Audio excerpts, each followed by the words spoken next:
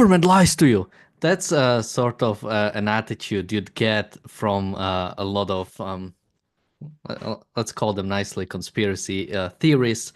But today we're gonna talk about something that basically the CIA has not. Well, we'll go into what specifically happened. Joining me today is Alex. Welcome to the Daily Objective. And I mean, Alex, you brought this topic to me. I honestly haven't heard about this even when it was happening. There was this thing called Havana syndrome. Can you tell us a little bit about it?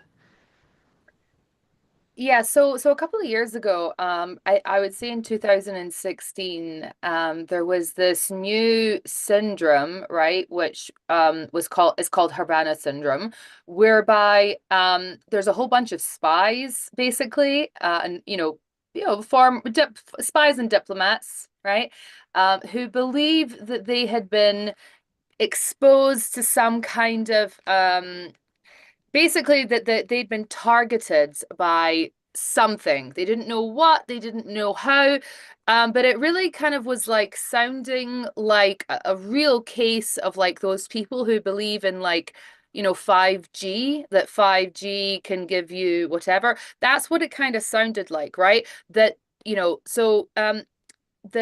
first cases are of diplomats being based in Cuba, which is again like it couldn't, it's the epicenter, I think, for all kind of paranoid thinking. Um, and they claim that they had been kind of set upon by some kind of weapon, and that they had like ringing ears, terrible headaches, and so from there on out, everybody thought that they were being kind of, paranoid, and it sounded truly like paranoid mass delusions, which if somebody has paranoid mass delusions, then I'm sure it can feel extremely, extremely real to them, but it's starting to be a little bit more yeah, well, starting to be a little less clear. And yeah, reports came out over the last year, that yes, this is more and more likely looking as though this is something that may actually be true, with confirmation coming 2 weeks ago.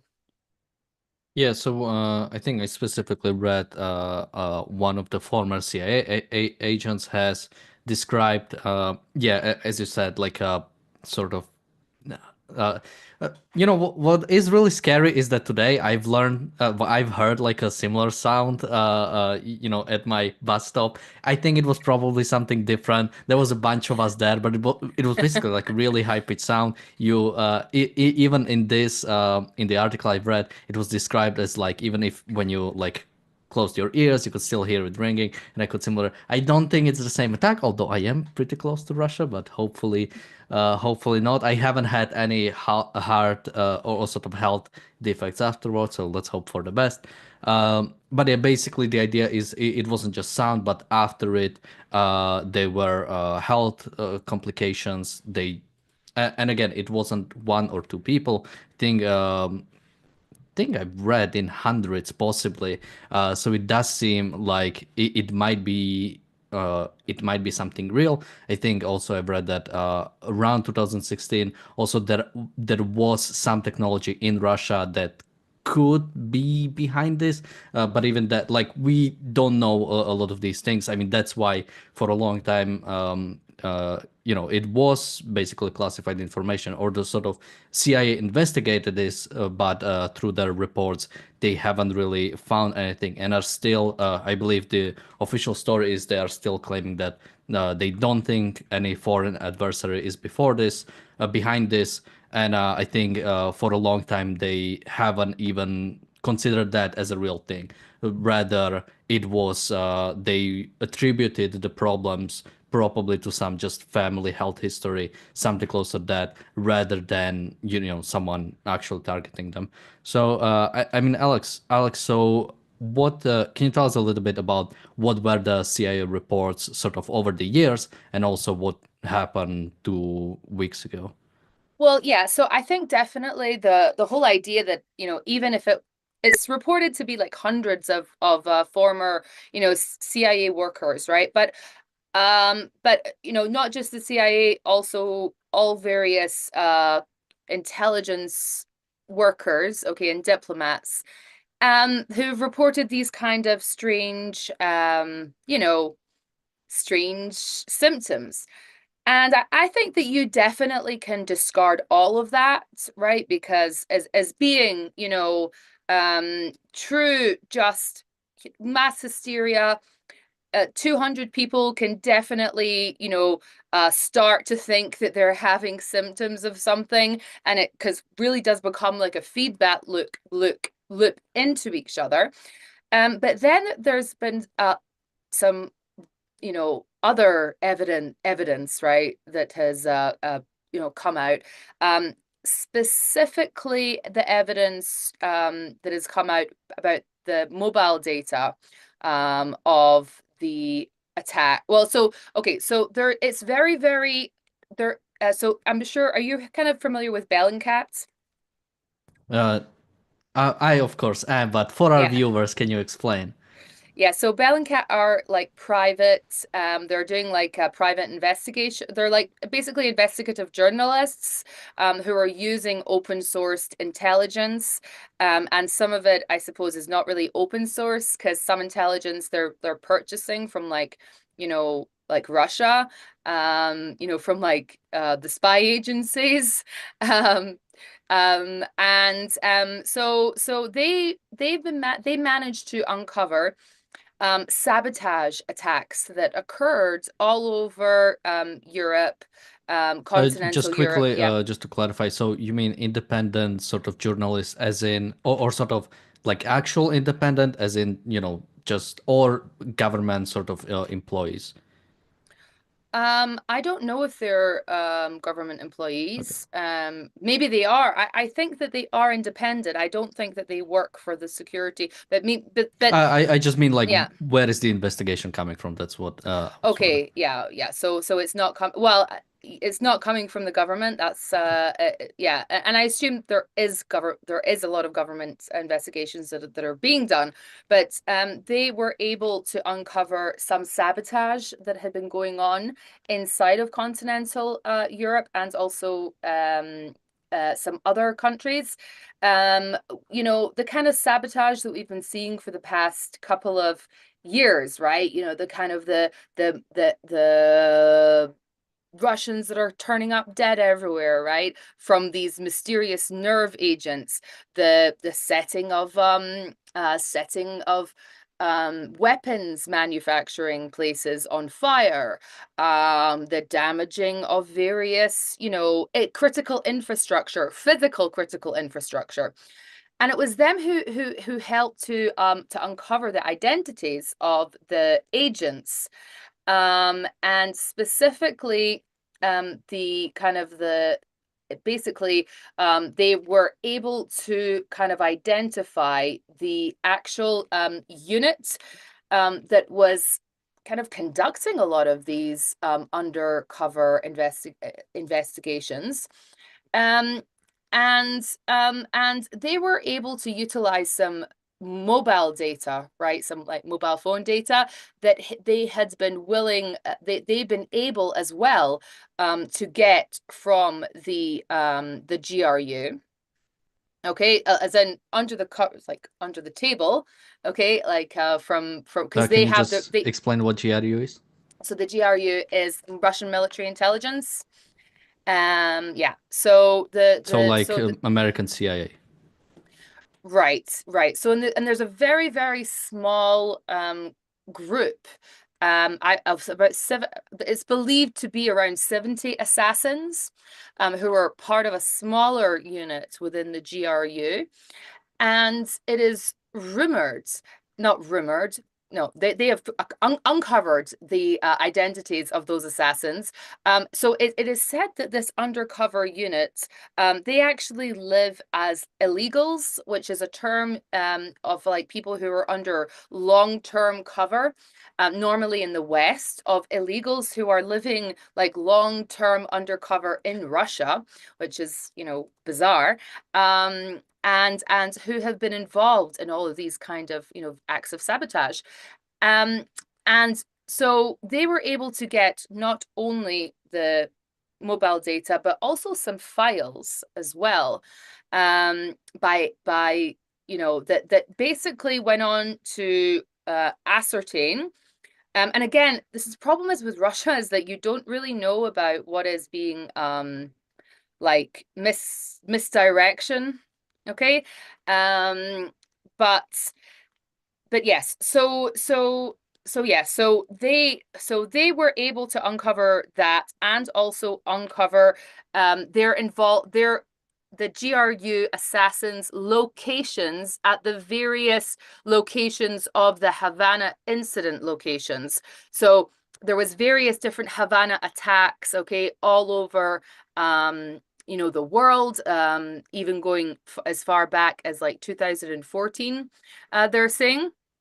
And so they were able to tie the file, and that what the file basically said was that there was one member of the GRU was asked to provide basically like proof of like, you received this prize, what was this like, what's this money for?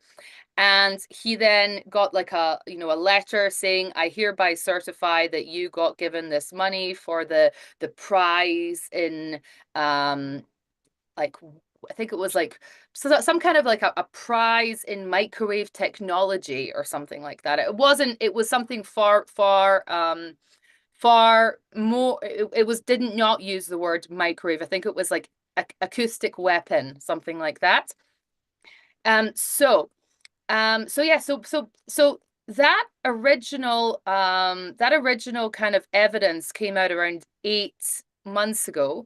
Um, and some of it was presented on 60 Minutes. They've done about 4 or 5 of these documentaries over the last, 5 or 6 years. And really like the kind of the I think the perception has been that these people, and by the way, some of the injuries that the CIA, like that the spies have, are like very, they're not, they're, they do seem very real. And these are people who want to continue to work and they aren't working, which is, I suppose, part of it, right? Yeah, I mean, the big part when it so sort of, I started this episode with saying the government lies to you, because I really dislike sort of the sort of like a real, I think it comes from sort of like an anti-government perspective, this like hatred for any government secrets, this like hatred for any sort of organizations. I mean, you have a lot of people like calling for disbanding of CIA and FBI. And the fact is that these, especially the intelligence agencies, there's sort of like two things we require of them. They need to keep secrets. They are intelligence agencies. They cannot like reveal everything the American government knows to its citizens, because that once you make it so public that every American citizen knows it, every single government on the earth knows it. You cannot reveal all government secrets because of the foreign adversaries. But then there is the separate thing, which is sort of what we need in a democratic sort of individual respecting society, and it's accountability of our politicians and of our of government employees. We need to make sure that they are truly working on behalf of us. That's why they're there. But sort of, the big problem is these two things go against each other. To the amount you're trying to keep secrets, you cannot really be accountable, or you can be accountable decades after something happens, when those informations are declassified. So that's why I think some sort of like skepticism is I think is Yeah. understandable, but also they need to have it. So that's why when something like this happens, it really puts a bad rap to these agencies, because Hmm. we should be able to, 20 years after, look at something and say, okay, they did the best they had with the information at the time. And so, Hmm. sort of like the question right now is, because they knew something was happening, and they're still basically saying they don't think there is any foreign adversary behind this. And now, so the question is it, did they uh, did they simply not know where the source is? Because, when something like this happens, you don't want to say, hey, there is this thing that is like hurting, that is like actively attacking our diplomats over the world. We have no idea where it's coming from. We have no idea what it is. But, here is just so you know. Obviously, that's a terrible thing to just say. But also, we are few years in, and we still there doesn't seem to be nothing, that doesn't seem to really be anything. So yeah, So I think that probably that there are not thousands of these victims, right? I'd assume that there's a lot of people who are having those psychosomatic, a bit, that that there probably are people who are not there nothing is wrong with them, right? But I think that and that's kind of what the report was suggesting, was that this was some that you don't okay, that there is something wrong, and that also if you have made a decision that there's nothing wrong, then it doesn't really matter, right, how much evidence there is. You're not going to investigate it. And I think that that is maybe a little bit more scary, right? And then often after a while, you get, and this happened in Israel, right? That the idea that Hamas was planning an invasion, that and that they were, gonna actually do it. It didn't matter what the evidence was. Okay, that the brass has made a decision that it wasn't gonna happen. And the evidence that it was going to happen was more evidence that it was not going to happen, right? It became so the more like the more evidence I think there is, the more evidence that there was something wrong, right, with the diplomats and the spies, I think the more they double down, because then you get into the situation where you don't, you don't necessarily, I don't think they necessarily know. And well, I mean, I think they do know, right? But now it's getting into a situation where what are you going to do? Like, either you declare war, because that's what that would be. It would be declaring war. And so if you're not prepared to do that, then what are you going to do? You have to deny. You don't have any other option. yeah, I mean, sort of the big question, and this is coming out, as you said, 2 weeks ago. There was already a new president picked. So basically, most of this was, under the Biden administration. And there's like a similar thing sort of going on here when, when you really screw up as a politician, you really don't want to admit it. It's really bad for re-elections when you like screw Hmm. up and you have to admit it. And but it's I think, because I'm look, my basically like final question almost for this is like, what is like the solution? What can you really do when you have like a CIA director, or when you have parts of the government that have to keep secrets and are only found out after they leave office, or after that? What do you do to prevent things like this when you have basically when you know um, as a top executive, or the director of one of these agencies, when you know that pretty much whatever you do won't really come out only after you're already gone? How do we really solve this? And in a similar thing, I mean, you've talked about the IDF, and in some ways it's understandable that you don't want to scare people with war during peacetime, but also we have to live in reality. We have to imagine, not to mention, there's one more big thing I want to also mention is the fact that you don't talk about the potentiality of war during peacetime. Then when it happens, it's a surprise. Then when it happens, people are also against war because well, this is just, something that randomly happened. You don't have this, like real understanding that, yeah, like, before, or let's say, between the time when America entered the Second World War and when the World War actually started, there was already like an understanding maybe that they are not going to be involved, but that they were living in basically where the world is sort of like already fighting, and sort of being an Israeli living next to Hezbollah, living next to Hamas, and sort of, or being an as you said, someone in the IDF, and sort of thinking that, maybe nothing's gonna happen, is sort of the naivete that really, there is this idea of like scaring the public about something.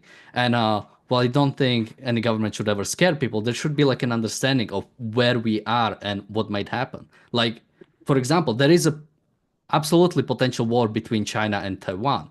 And, people sort of should be understanding of what that would mean when it happens. Similar to Russia and Ukraine. Like but pretty much there was a war already for about, I mean, 10 years. In 2014, Russia has invaded Ukraine and basically was at war, while not like as active as it was in 2022, but was at war. So sort of like having the understanding of that is, I think, important.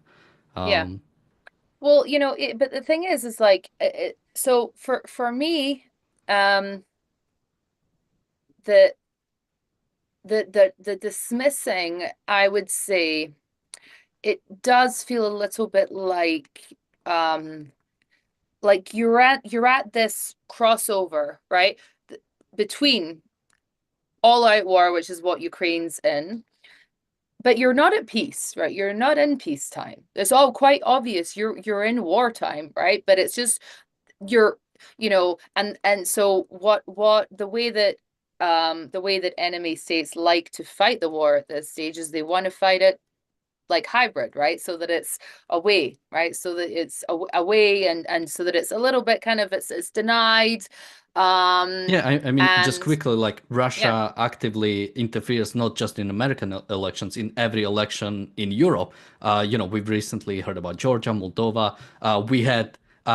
There was a disinformation campaign in Slovakia, which had basically it was like an AI recording of the top opposition party talking to one of the biggest journalists in Slovakia, talking about how they are faking the votes, and there was like an AI released by Russian hacker.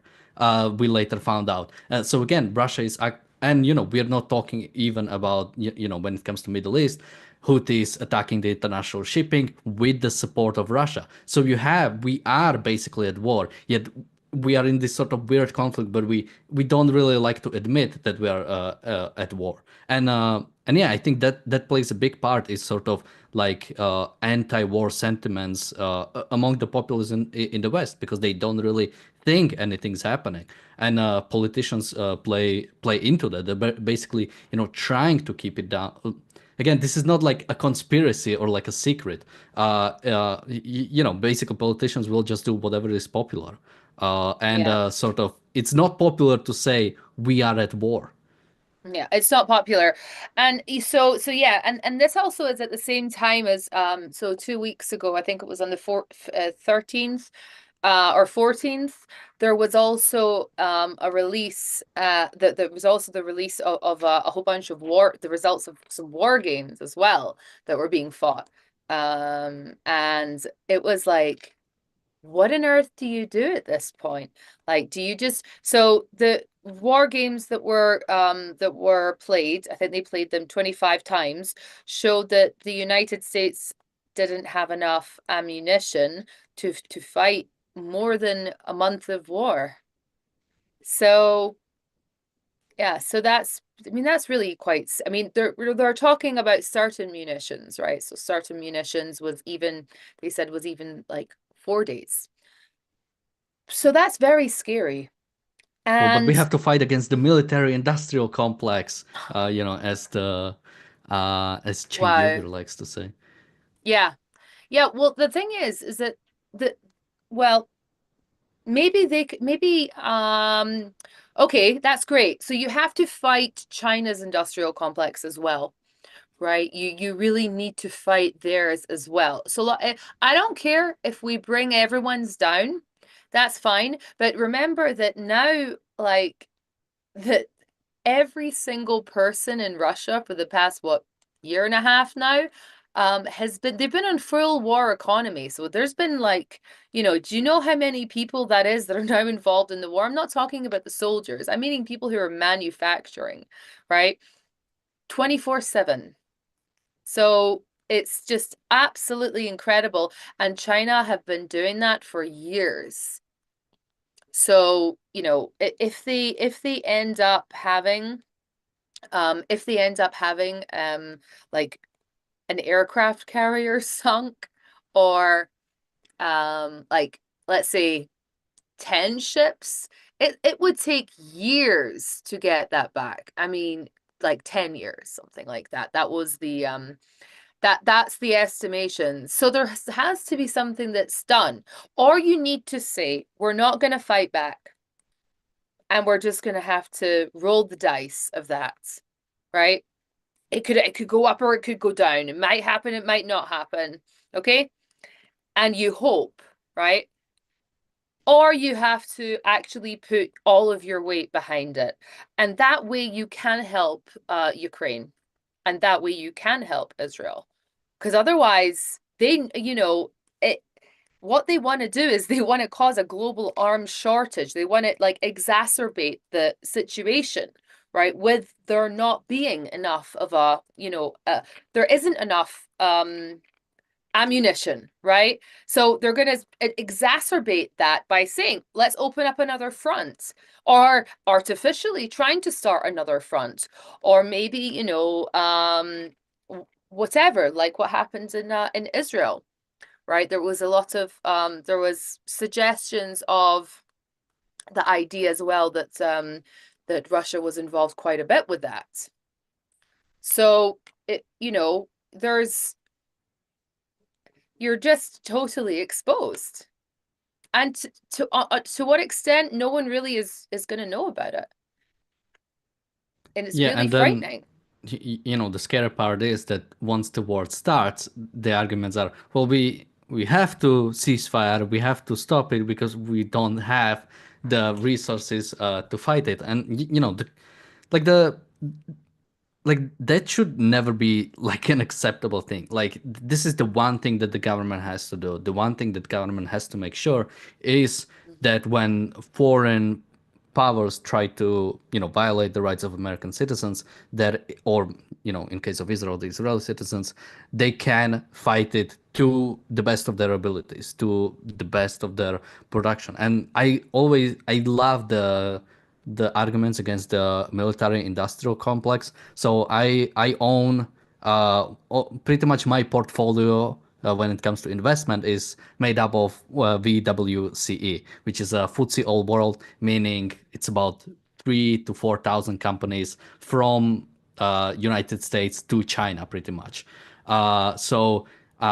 And it's based on like how much capitalization, basically how big those companies are. So for example, it's like 3,500 companies, yet 5% of the whole thing is in Apple. And the percentage that's in like Lockheed Martin, for example, is like 0.05 or something like that, 0.15 or something like that. Like the idea that these like on a global scale, these like military companies are really small. They cannot affect like Apple has much more ability to sort of influence the government than any of these like military companies ever could. And Yeah, it's the also import. it is really not profitable to have a military company. Like, I mean, it is profitable, but it's not like it is to have software. Like, you build something that doesn't cost you. I mean, you know how every single thing that you need to develop, let's say, every part for your F-35 or whatever, it has to be like very specific. Like it can't be like stuff that you would use just for civilian aircrafts, right? Which again, like, so everything has to be super wow. And a lot of stuff is going to fail. A lot of products are going to fail. Um, and Yeah, it's yeah, and physical. yeah, and important part is like, look at, okay, it's always follow the money. Well, who owns Lockheed Martin? Who is one of the biggest shareholders in Lockheed Martin? It's Vanguard. Vanguard is also the biggest shareholder in many of these tech companies. You really think they would want a war in, let's say, Middle East, China, or whatever, which like disrupts international shipping? They love peace. They all the like you have to like when you are like a owner of like a big company, you want the most stable world possible. So not some shitty country in the Middle East will stop dropping your like supply lines for your products, for the companies that actually make you money, as you mentioned, the technology sector. So there is I'll just mention it because we won't have time to go through the whole argument of military industrial complex. But on YouTube, there's a guy called Stephen Michael Davis, and he has a video. He actually works for I think Lockheed Martin or one of those. And he has a video on the military industrial complex.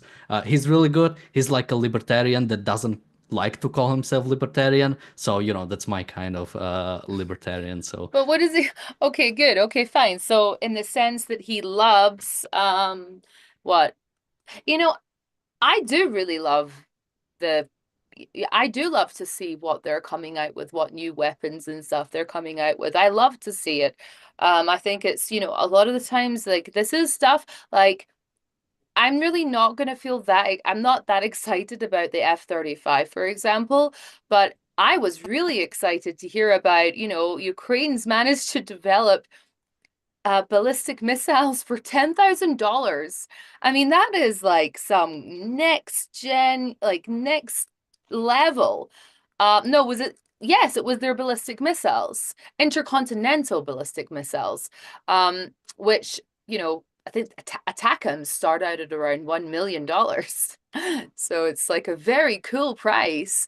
If anything, I would invest a little bit in these, you know, Ukrainian ballistic missiles if they're ready, if they're ready for, because those are the ones that can really hit like Moscow. They could hit a lot of various areas. But I think there's a lot of it very interesting stuff that's coming out.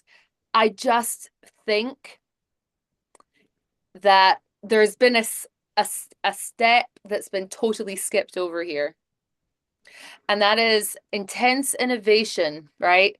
And which is amazing, right? Which is amazing for the F-35. Wow. But yeah, so that's why, China can't manage to produce that kind of stuff, and Russia can't manage to produce that kind of stuff.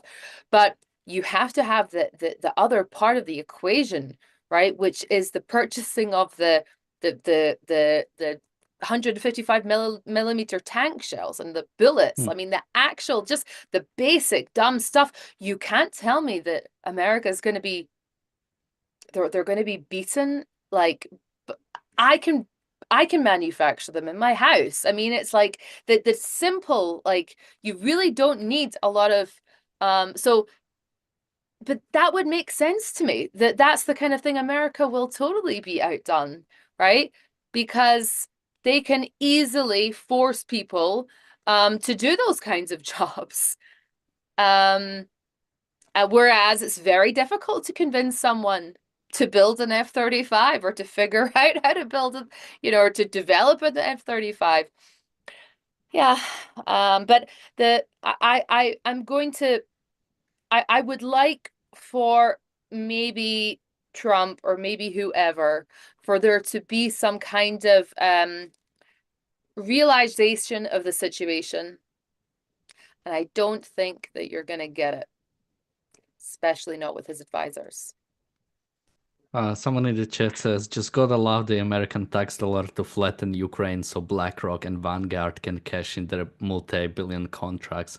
Uh, I mean, again, that's simply like crazy. Look at what these companies actually own and where they actually make their money. The idea, and also, I'm not even sure if it's in like also the scale of money is interesting because like when it comes to these technology companies, those are trillion-dollar industries. And when you're talking about these like again, when you're talking about sort of the more military technology, those are like billions. Billion is not a lot when it comes to like really the biggest companies. When it comes to the American government, billion Hmm. is not that much. You wouldn't Absolutely like that's nothing, yeah. literally like for them it's like like picking up pennies from the street instead of like looking at the actual big bucks. So I mean, for a long time, the idea that sort of war is like a productive endeavor, that war is something you can profit of, you can make money. It's simply not true. It's peace that allows for the biggest productivity to unleash. It's peace that allows for the biggest bucks to be made. Uh, You can profit maybe off of defense, like off of having a good defense, like to arming yourself to the teeth, right? But a war? You got to be kidding me. No, it's yeah, literally impossible. yeah, I think there is like a rap battle I've seen once between I think it's Keynes and Hayek. And one quote I really like from that because Keynes argues that it was World War II that brought up the America from the Great Depression, and Hayek responded, "Well, last time I checked, the wars only destroy; they don't create anything." So I think that's a pretty good line to Mhm. possibly end up on. Wait, Uh, so I have a question. Are Black Rock like the single, people who are, are they like sponsoring the, the war in Ukraine? Are they like, it's like, they win and they lose, right? It's all there for just that's the reason why it's happening. I don't understand what you're trying to say. Like, let's imagine there's going to be someone who will make money, like a defense company, right? Who will make money on it. Then what's the other part of that question? Just because just I'm not really getting like you would have to have are you saying that it was started by the defense company? I don't uh, know. Is it, I mean, because that's again, that I mean, that's just mental. I mean, it's just the same kind of thing as the I mean, putting my conspiracy hat on, they would probably say something. Well, Biden was in pocket of theirs, so when Biden had a chance to maybe do something against Putin or stand up, he pretty much didn't or something. I mean, the main thing with conspiracism is that it's not based in reality, so you can make up whatever you want. yeah. So Well, that's the thing. The funny thing is that I actually could also have said the reason that I can just flip it on its head. The reason that Biden has not allowed Ukraine to really go all in is because of has not allowed them to go all in is because of BlackRock. There you go.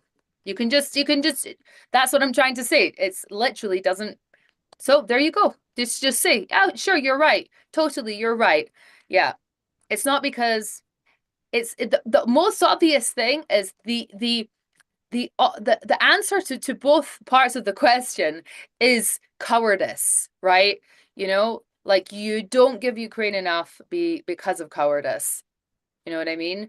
Like you don't give enough like of support now when you can, is because of cowardice, and the reason that you don't withhold it's also cowardice. Because it's like you can't. It's you lack the ability to make either decision, right? It's like it's because, for example, right, saying yeah, F you guys. I don't care. I don't care, right?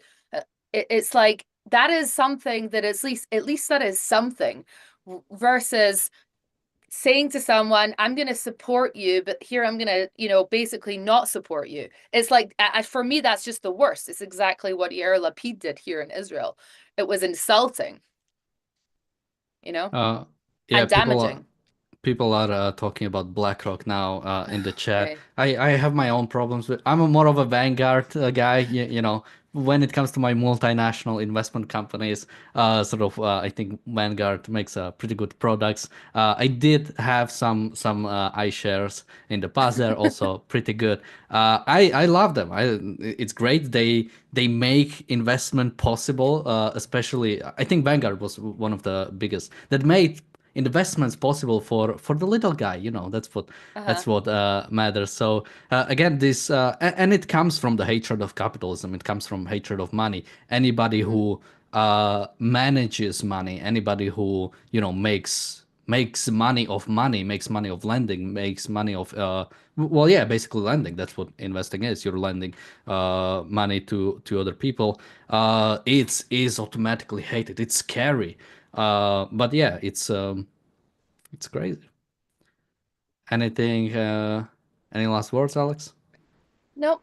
Not really. I just I'm gonna be people sorry. Again, it's the people in the comments with the BlackRock. Yes, you guys don't seem to understand. We love BlackRock. We love Vanguard. Whoever is supporting war more, whoever is making the most amount of money while doing it, that's who we are loving. Okay? It we're being I'm being serious, right? So thank you very much for that. We like it very much. In fact, I'm probably going to invest a little bit. I didn't know that they were single-handedly sponsoring the war in Ukraine. I'm gonna definitely I'm gonna help out. Do they help us out anywhere here with our war?